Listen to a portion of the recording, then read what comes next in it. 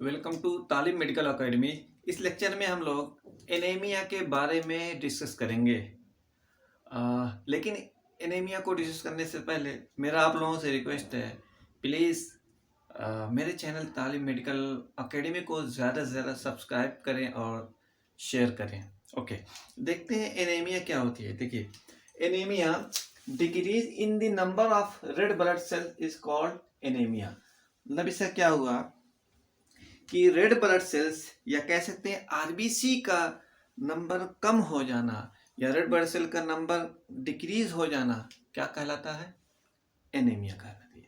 हम अच्छी तरीके से जानते हैं कि रेड ब्लड सेल्स क्या होती है, एक ब्लड की सेल्स होती है। कहाँ पे हो प्रेजेंट हो, कहाँ पे पाई जाती है रेड ब्लड सेल्स? ब्लड में होती है, ठीक है ना। रेड ब्लड सेल्स एक ब्लड की सेल्स होती है, ब्लड में होती हैं रेड ब्लड सेल्स।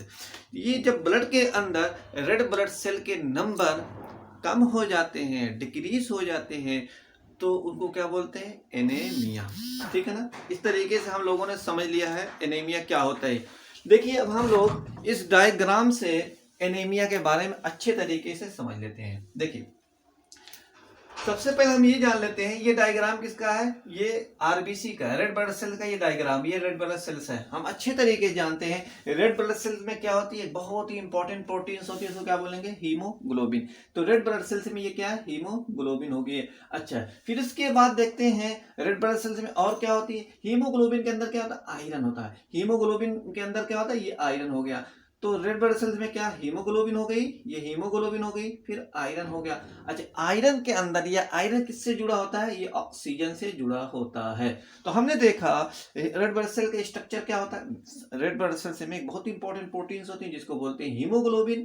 ठीक, हीमोग्लोबिन के अंदर क्या होता है? ये आयरन होता है। आयरन किससे जुड़ा होता है? ऑक्सीजन से जुड़ा होता है।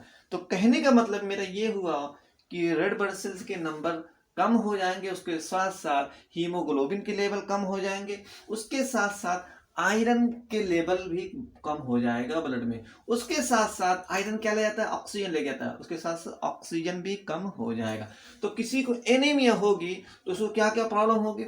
आरबीसी के नंबर कम होंगे। आरबीसी के नंबर कम होते हैं, हीमोग्लोबिन के नंबर कम हो जाएंगे, लेवल कम हो जाएंगे। उसके साथ साथ आयरन का लेवल भी कम हो जाएगा। उसके साथ साथ क्या? ऑक्सीजन का लेवल भी कम हो जाएगा। इस तरीके से हम लोगों ने देखा एनीमिया क्या होती है। अब देखिए, हम आपको बताने जा रहे हैं कि ये रेड ब्लड सेल्स की सिंथेसिस कहाँ पे होती है, रेड ब्लड सेल्स कहाँ पे बनती है। ये हमारा क्या है? बोन में, ये हमारी बोन है। बोन के अंदर एक सेल्स बोन मैरो होता है। क्या होता है? बोन मैरो होता है। तो बोन के अंदर बोन मैरो होता है। बोन मैरो क्या बनाता है? Red blood cells.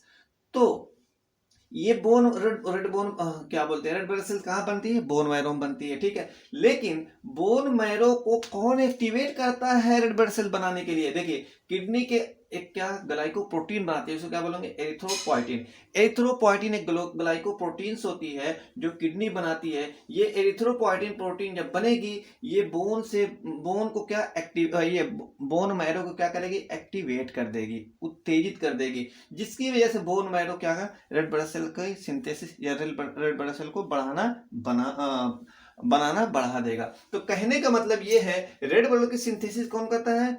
Bone marrow करता है। लेकिन किसकी इंडिकेशन पे, किसके इशारे पे करता है? एरिथ्रोपोइटिन जो ग्लाइकोप्रोटीन होती है उसके इशारे पे करता है। तो कहने का मतलब जो रेड ब्लड सेल्स के जो नंबर घटते हैं, कहीं ना कहीं या तो बोन मैरो कम बना रहा है रेड ब्लड सेल्स को, ठीक है ना, वहां से प्रॉब्लम आती है, या तो कहीं ना कहीं किडनी में प्रॉब्लम होती है जिसकी वजह से किडनी एरिथ्रोपोइटिन को जरूरत जितनी चाहिए उतनी नहीं बना पाती है। तो एरिथ्रोपोइटिन जितनी जरूरत है उतनी किडनी नहीं बना पाएगी, तो एरिथ्रोपोइटिन बोन मैरो को आर्डर नहीं दे पाएगी, एक्टिवेट नहीं कर पाएगी, जिसकी वजह से bone marrow red blood cells को नहीं बना पाएगा।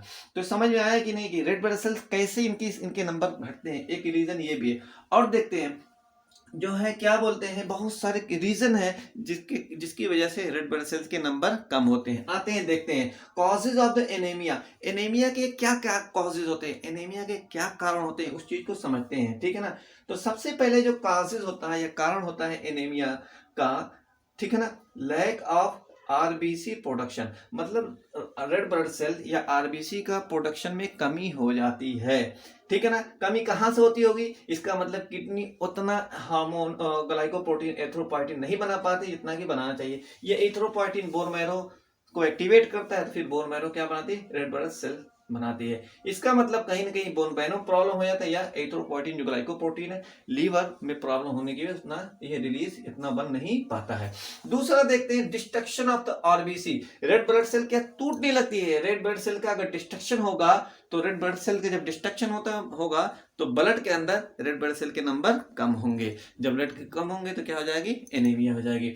थर्ड जो कॉजेज है या कारण देखते हैं, थर्ड क्या है, ब्लड लॉस। अगर मान लीजिए ब्लड लॉस होता है ब्लड बॉडी से लॉस हो रहा है, उसका भी एक उसकी वजह से भी एनीमिया हो सकती है। तो ब्लड लॉस कैसे कैसे हो सकता है, कैसे हो सकता है, देखिए मान लीजिए हैवी पीरियड आने लगा, मतलब जो है फीमेल को हैवी पीरियड आने लगा, बहुत ज्यादा पीरियड होने लगा, तो ब्लीडिंग होगी, पीरियड में ब्लीडिंग होती है तो आरबीसी के नंबर कम होंगे। समझ आए कि नहीं, हम जानते हैं कि ब्लड में आरबीसी होते हैं। फिर उसके बाद अगर मान लीजिए कोई लेडी है, प्रेग्नेंट है, प्रेगनेंसी उसको है, तो उसकी वजह से भी बहुत ब्लड लॉस होगा। जब ब्लड लॉस होगा तो आरबीसी के नंबर भी कम होंगे, तो एनीमिया हो जाएगी। उसके बाद देखते हैं कोई पर्सन है, उसको अगर अल्सर है, तो अल्सर में भी ब्लीडिंग होती है, तो ब्लीडिंग होगी तो रेड ब्लड सेल क्या हो जाएंगे, कम होंगे। रेड ब्लड सेल्स कम होंगे तो क्या हो जाएगी, एनीमिया होगी।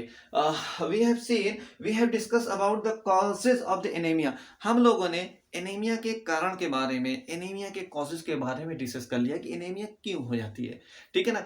तो अब देखते हैं, now we are going to discuss about the symptom of anaemia. अब हम लोग एनीमिया के सिम्टम के बारे में डिस्कस करेंगे कि एनीमिया की क्या पहचान है, एनीमिया के क्या सिम्टम है, कैसे पता चलेगा कि ये पर्सन एनीमिक है, इस पर्सन को एनीमिया हो गई। आते हैं देखते हैं। नंबर 1, अगर कोई पर्सन है उसके पेल स्किन होगी, स्किन मतलब क्या होगी, पीली होगी, येलो होगी इसकी स्किन। कोई पर्सन है, स्किन अगर उसकी कैसी हो गई, पेल हो गई, पेल मतलब येलो हो गई, तो इसका मतलब क्या होगा, एनेमिक हो सकता है। फिर दूसरा जो है शॉर्टनेस ऑफ ब्रीदिंग, मतलब सांस लेने में तकलीफ होती है, जिसको कोई अगर हो रही है, सांस में प्रॉब्लम हो रही है, इसका मतलब एनीमिया उसको हो सकती है।